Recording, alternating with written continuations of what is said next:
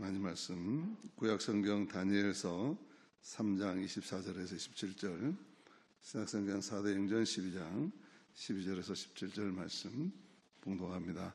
하나님의 말씀입니다. 경청하십시다. 다니엘서 3장 24절부터 봉독합니다. 그때 느부갓네살 왕이 놀라 급히 일어나서 모사들에게 물어 이르되 우리가 결박하여 불 가운데 던진 자는 세 사람이 아니었느냐 하니 그들이 왕에게 대답하여 이르되 왕이여 옳소이다 하더라. 왕이 또 말하여 이르되 내가 보니 결박되지 아니한 네 사람이 불 가운데로 다니는데 상하지도 아니하였고 그 넷째의 모양은 신들의 아들과 같도다 하고 느부갓네살이 맹렬히 타는 풀무불 아기 가까이 가서 불러 이르되 지극히 높으신 하나님의 종 사드락 메삭 아벳느고야 나와서 이리로 오라 하며 사드락과 메삭과 아벳느고가 불 가운데서 나온지라. 총독과 지사와 행정관과 왕의 모사들이 모여 이 사람들을 본즉 불이 능히 그들의 몸을 해하지 못하였고 머리털도 그을리지 아니하였고 겉옷빛도 변하지 아니하였고 불탄 냄새도 없었더라. 이어서 사도행전 말씀 봉독합니다.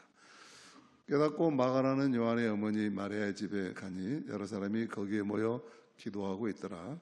베드로가 대문을 두드린 대로 노대라는 여자아이가 영접하러 나왔다가 베드로의 음성인 줄 알고 기뻐하여 문을 미처 열지 못하고 달려 들어가 말하되 베드로가 대문 밖에 섰더라 하니 그들이 말하되 내가 미쳤다 하나 여자아이는 힘써 말하되 참말이라 하니 그들이 말하되 그러면 그의 천사라 하더라.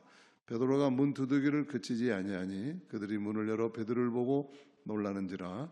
베드로가 그들에게 손짓하여 조용하게 하고 주께서 자기를 이끌어 옥에서 나오게 하던 일을 말하고 또 야고보와 그 형제들에게 이 말을 전하라고 떠나 다른 곳으로 가니라. 할렐루야. 폭염 경보가 내린 가운데 무더운 추석 연휴를 맞이했습니다.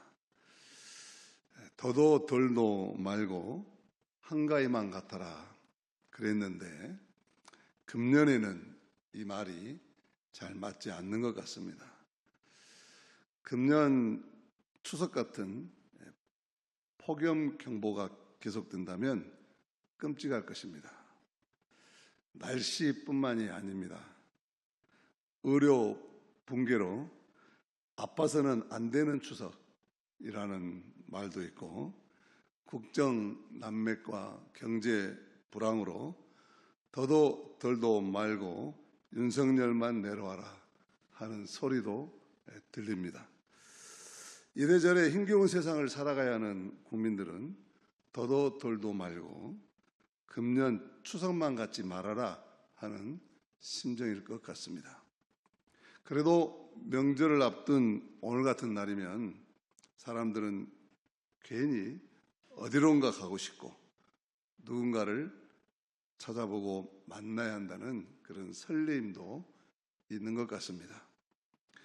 그래서 이제 추석 연휴를 맞아서 많은 사람들이 집안에 가만히 있지 않고 어딘가를 향해 움직이는 민족의 대이동이 시작되었다고 합니다.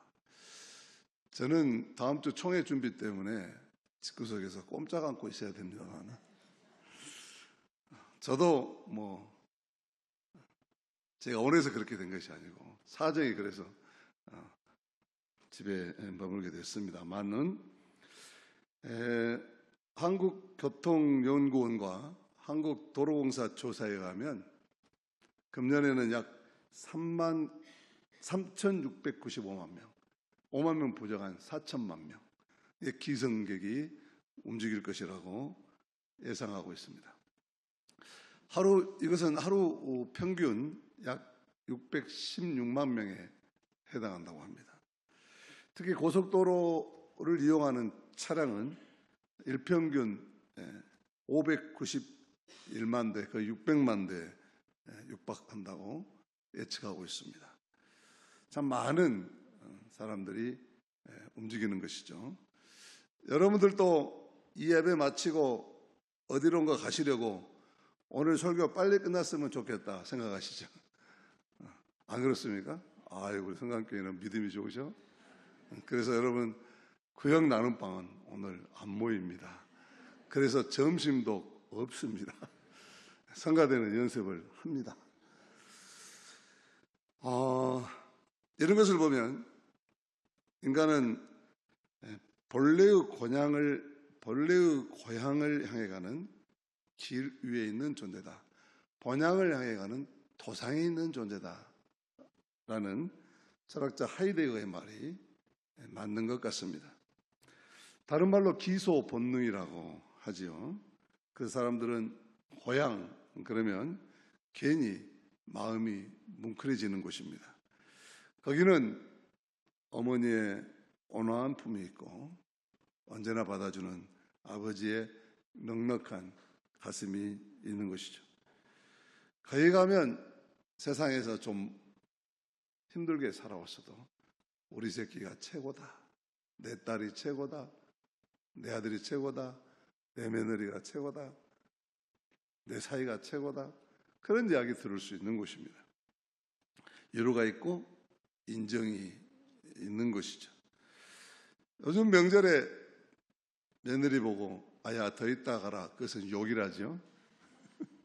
얼른 가거라. 그래야 된답니다. 그래서 저는 이 기성 행렬을 볼 때마다 차라리 묘한 안도감도 듭니다. 그래도 이렇게 돌아갈 곳이 있는 사람들은 그나마 다행이고 행복하기 때문입니다. 오늘 이 위험사회를 살아가는 우리 현대인들의 삶의 모습을 다른 말로 고향 상실이다. 그렇게 말하는 학자들이 많죠. 지리적 공간으로서의 고향은 여전히 그곳에 있겠지만 고향에 가도 옛날 우리가 경험했고 또 지금도 그리워하는 그러한 마음의 고향이 있느냐 하는 것이죠. 전쟁 같은 세상에서 생존하기 위해서 먹고 살기 위해서 그저 올인하면서 살다 보니까 사람다움의 근원을 찾는 소위 존재의 근원을 찾는 마음의 고향은 잊어버리고 있다. 그런 걸 찾는 것은 오히려 사치스럽지 않나 이렇게 생각하고 살아가는 사람들이 태반이라는 것입니다.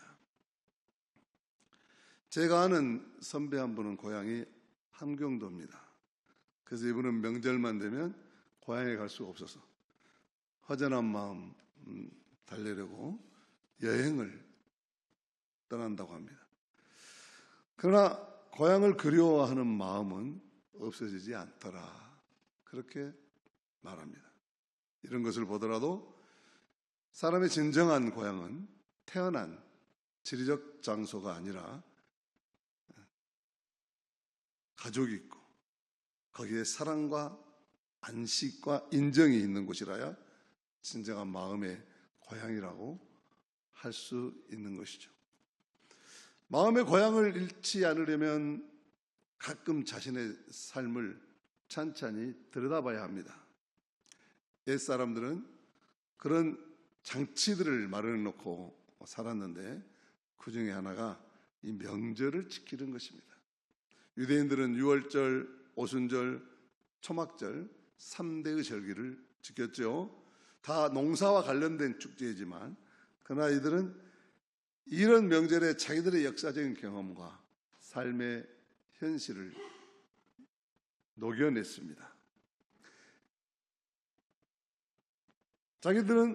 우리들은 하나님과 계약을 맺은 거룩한 백성이라는 사실을 다시 한번 상기시키는 겁니다.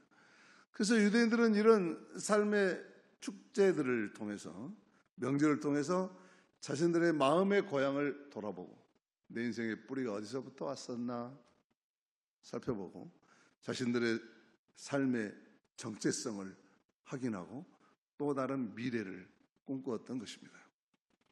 우리에게도 순례의 절기가 두 번 있죠. 설날과 추석입니다. 설날은 신년 축제이지만 추석은 그야말로 우리들의 존재의 뿌리, 또 인생의 뿌리를 돌아보는 그런 명절이죠. 사람들은 성묘를 하면서 자기들을 낳아주신 부모님들 또 조상들의 은덕을 기리고 자신들의 삶을 돌아봅니다.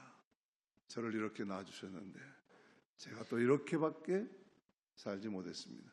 아니면 부모님 덕분에 이렇게 잘 살고 있습니다. 아니면 이제부터는 이렇게 살겠습니다.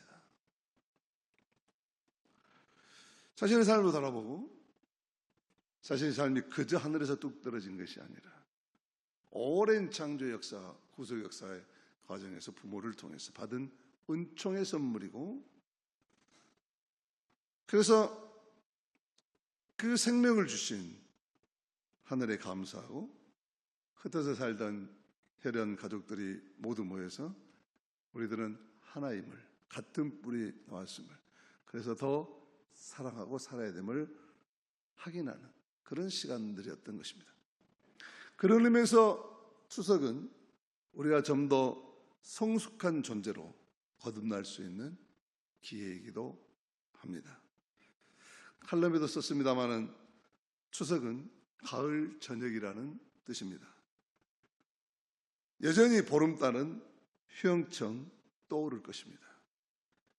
보름달을 거울 삼아 바라보면 우리들의 삶을 돌아보면서 날씨만큼이나 견디기 어려웠던 한 해의 삶의 현실이었지만 잘 견디게 하시고 이기게 하신 하나님의 은혜를 감사하는 시간이 되었으면 좋겠습니다. 나아가서 우리 곁을 지켜준 가족과 그리고 이웃들과 사랑을 나누는 가을 저녁 시간, 추석 명절이 되기를 바랍니다.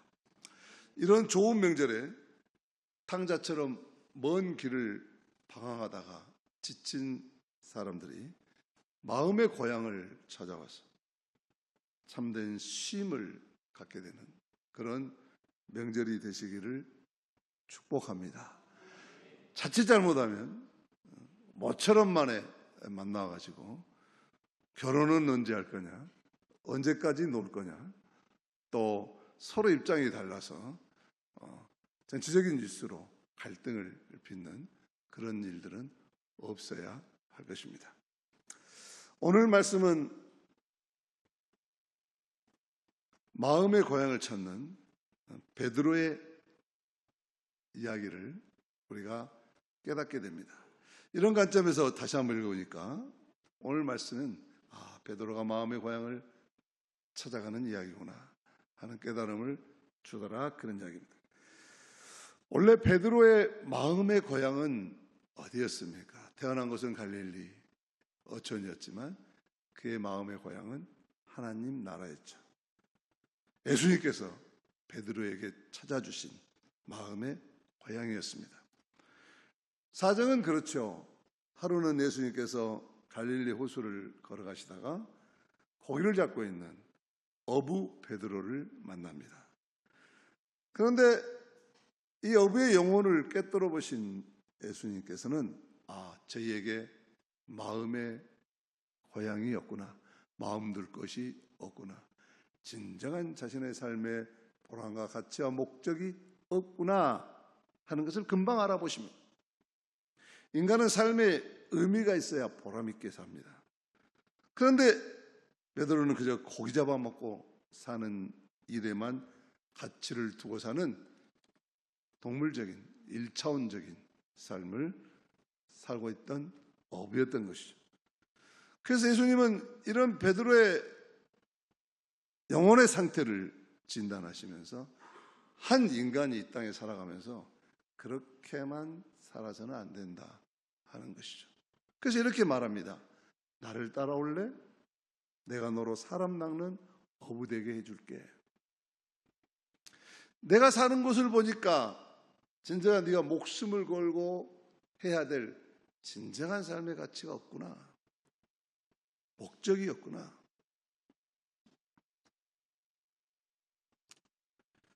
그러나 너는 그렇게 살아서는 안 돼. 사람답게 살아야 돼. 동물적 욕구만 충족시킬 수 없는 사람답게 살아야 될 소명이 모든 인간에게 있고 특별히 너에게도 삶의 목적이라는 게 있는 것이다.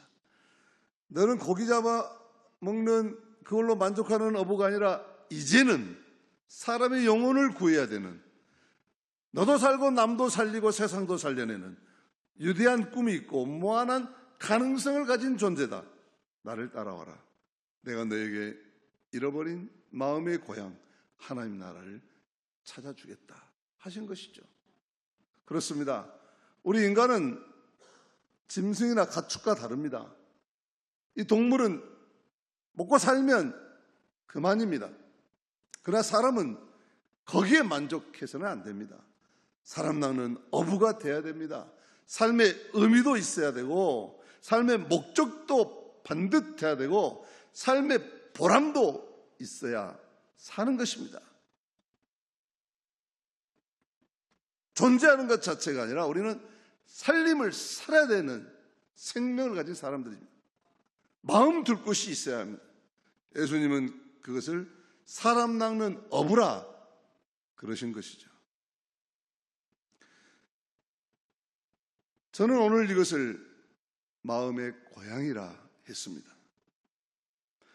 예수께서 우리에게 가져오신 하나님의 나라는 사람 낚는 어부들만이 들어갈 수 있는 본향이기 때문에 그렇습니다.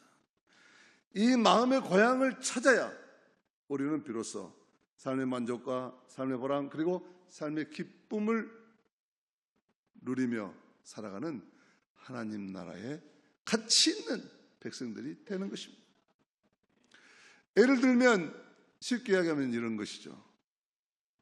성가대는 노래를 잘 부르는 사람과 영혼을 사랑해서 찬양을 드리는 사람이 있습니다. 저는 미국 교회에서 이런 성가대를 봤습니다. 목사님 설교가 끝나고 자 이제 말씀대로 헌신하는 사람 나오십시오 그럽니다. 이 미국 교회는 자꾸 나오라는 걸 잘해요. 오늘 말씀 듣고 은혜 받았으면 이대로 살겠는 사람 앞으로 나오세요. 우리도 한번 해볼까요? 시간도 많은데. 네, 이런 걸 잘해요. 아직 말씀 안 끝났으니까 나중에 하기로 하고 그렇게 앞으로 사람들이 나와야 또 미국 사람들 그런 거 보면 굉장히 또 단순한 데가 있어. 근데 또 나와. 그러면은 목사님이 내려가서 다 안수할 줄 알았더니 아니에요. 가운을 입은 성가대가 미리 이야기했겠죠. 성가대가 나와서 앞에 나온 사람 한 사람 한 사람 붙들고 기도합니다. 저는 그걸 보면서 저 사람들은 노래만 하나님 앞에 찬양을 드리는 성가대원이 아니라 영혼을 사랑하는 사람 낚는 성가대구나. 그런 생각을 했어요. 그런 거예요. 성가대뿐만 아니라 교회 학교 교사도 성경만 가르치는 교사가 있고 어린 영혼들을 가슴에 품고 사랑으로 양육하는 교사가 있습니다. 부엌에서 음식을 만드는 여신도가 있고 사람의 생명을 살리는 사랑의 식탁을 만드는 여신도가 있습니다. 전자는 고기 잡는 어부라면 후자는 사람 낚는 어부입니다. 사람 낚는 어부는 그래서 고기가 잡히지 않아도 실망하지 않습니다. 밤새 수고해도 잡은 것이 없지만 오직 주님 만난 기쁨 하나면 족합니다. 한 영혼을 구할 수만 있다면 온 천하를 다 내어줄 수 있다고 생각하는 사람들이죠. 에스겔서 말씀하셨듯이 밭을 가다가 보물을 발견했는데 그 보물을 덮어놓고 이제 돌아가서 지금까지 자기가 이루었던 모든 것들을 다 팔아서 그 밭을 사는 것. 진주장사가 진짜 진주를 발견한 다음에는 일평생 모았던 진주를 다 팔아 그 값진 것 하나를 사는 것. 우리 인생을 다 팔아 진정한 가치인 영생을 사는 것이 하나님 나라의 백성들이 해야 될 믿음의 행위다. 예수님이 그렇게 말씀하셨어요. 하나님 나라는 이런 것이다. 아무에게나 주어지는 것이 아니다. 자신의 모든 상대적 가치를 팔아서 바울처럼 십자가 외에는 모든 것을 배선물로 여깁니다. 하나님의 십자가에 나타나는 은혜와 사랑의 이 놀라운 부활의 가치 외에는 이제 다른 것들은 세상적인 것들은 별거 아닙니다. 그런 거예요. 이런 사람 낚는 어부들이 모인 교회는요, 오늘 같은 명절날이요 딱 드러나요. 왜냐하면 이런 사람 낚는 어부들이 모인 교회는요, 오늘 같은 명절 연휴여도 주일 예배 꼭 드리고 갑니다. 여러분들처럼. 마음의 고향이 하늘나라에 있는 성도이고 사람 낳는 어부이기 때문입니다. 1년 동안 우리 정지록 의원님이 조금 의원활동 잘못했어도 1년에 한 번씩 와서 예배 본향 연휴에 참석하면 다 용서가 됩니다. 지금 잘하고 계시죠? 대표 비서실장으로 참 바쁘게 잘하고 있고, 막통 여당을 만나가지고 고생들 하는데 지혜를 더 많이 가지시고 잘 뚫을 길을 찾아야 할 것 같습니다. 어쨌든 우리가 하늘 고향에 무사히 돌아간다고 하는 것은 우리가 믿음을 무사히 지켰다, 그런 말이죠. 그런데 이 험한 세상에서 하늘 고향에 대한 믿음을 지켰다는 것은 이 세상에서는 나그네로 살았고 고향이 다른 타양 사람들이었고 그래서 고난을 견뎠다 하는 이야기입니다. 그렇습니다. 믿음으로 살다가 죽는다는 것은 불신과 배신이 활개치는 이 땅에서는 타양살이고 왕따 인생일 수 있습니다. 부정과 비리가 난무하는 세상에서 신앙을 지키고 산다는 것은요, 틀림없는 고난입니다. 돈과 권력과 쾌락과 싸움이 난무하는 세상은 정의와 사랑과 평화를 지키고 살려는 사람들에게는 낯선 것이고 텃세가 심한 타향살입니다. 그래서 베드로는 지금 헤롯 왕에게 박해를 받고 감옥에 갇혀 고난을 당하고 있습니다. 하나님 나라의 번향에 대한 꿈 때문에 그가 이런 고초를 겪는 것이죠. 그러나 초대교인들이 마가의 다락방에 모여서 밤을 새워가며 기도한 덕분에 하나님께서는 천사를 보내서 베드로를 탈옥시켜줍니다. 우리는 지난주에 이 사실을 자세히 살펴보았죠. 구역 나눈 법까지 하셨으니까.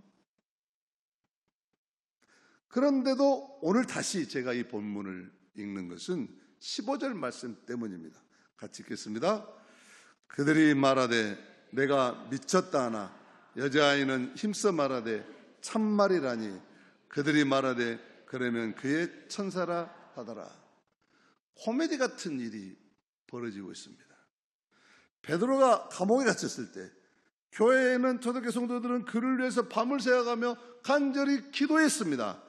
그래서 베드로가 주의 천사의 도움으로 기적같이 감옥을 빠져나옵니다. 그리고 지금 기다리고 있는 초대교회 성도들을 향해 마가의 집으로 가서 대문을 두드립니다.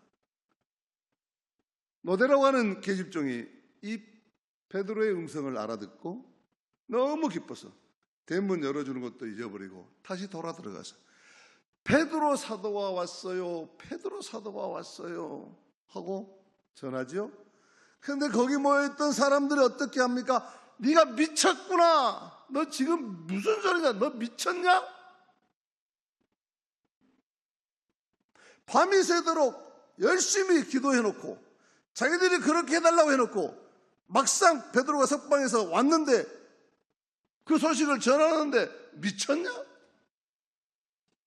진짜 미친 사람들은 누군지 모르겠어요. 믿지 못하고 있는 것입니다.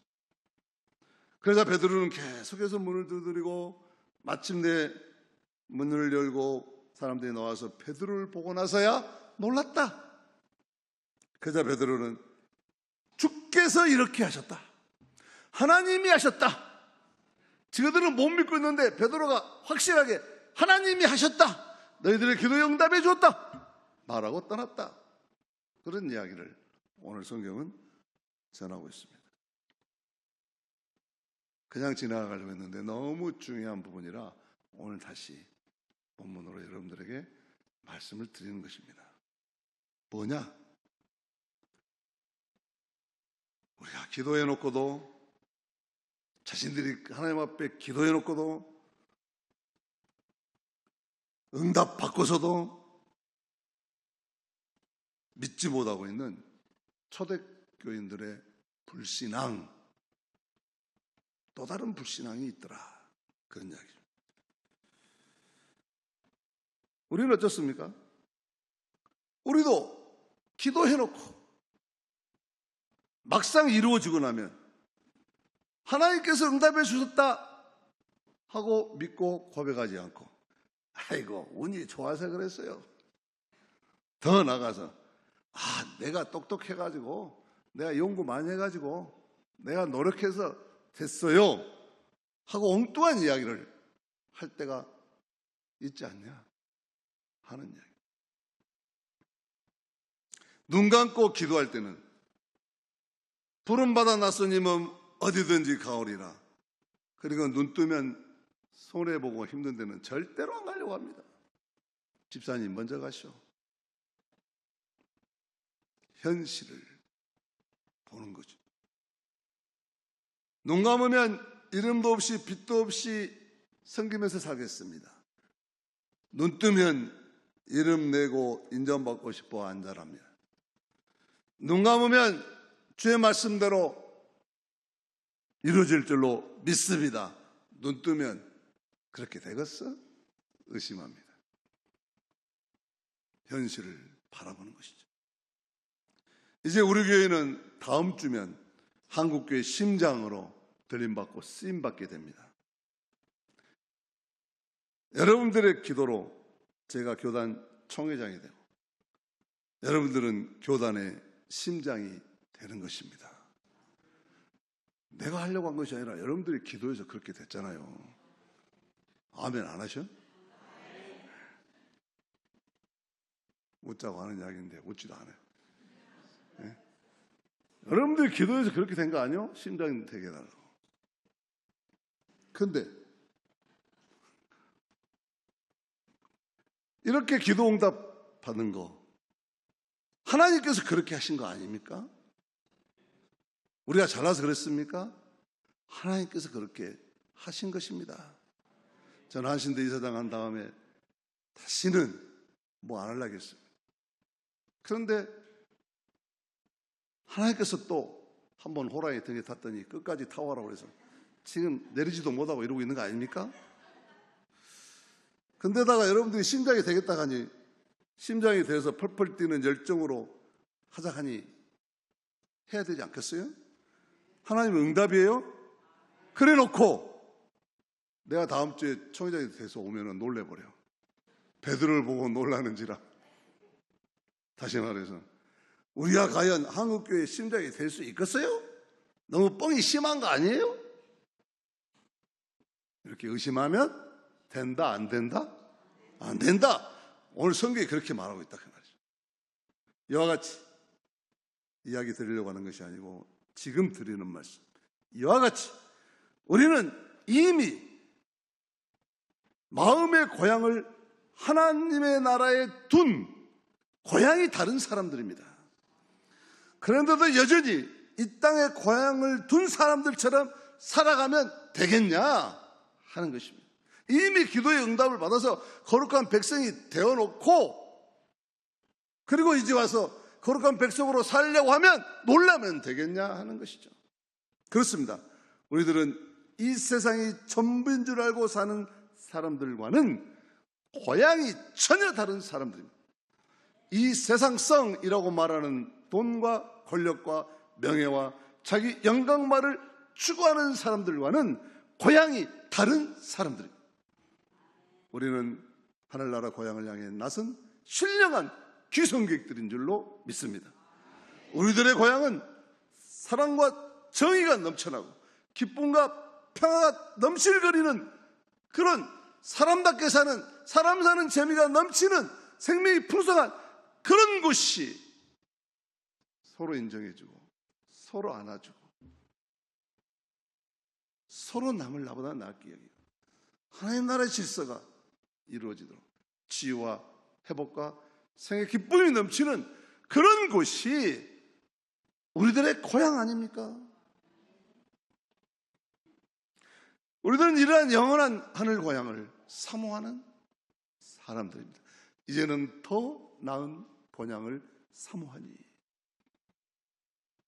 그렇기 때문에 이 하나님 나라의 고향은, 하늘 고향은 우리의 꿈을 넘어서 우리의 소명이고 우리의 권리이자 우리의 의무인 것입니다. 우리는 이제 이 하늘 고향 가는 길을 활짝 열어야 하겠습니다. 우리가 우리들의 모임을, 이 거룩한 공동체를 더욱 거룩한 길, 하늘 고향 가는 길로 만들어 간다면 이 땅에 정둘 곳 없고 마음 둘 곳 없어서 사는 것 자체가 힘든 수많은 영혼들이 이곳에 와서 쉼을 얻게 되고 하늘 본향을 그리워하게 될 것이고 사모하게 될 것이고 그리고 하늘 고향을 이루어가며 살게 될 줄로 믿습니다. 그러나 우리가 하늘 고향 가는 톨게이트인 주님의 몸된 교회마저 병들고 타락해 간다면 이 땅에 본향 가는 길은 묘연해지고 말 것입니다. 그래서 우리는 절대로 하늘 고향 가는 길이 막혀서는 안 되겠습니다.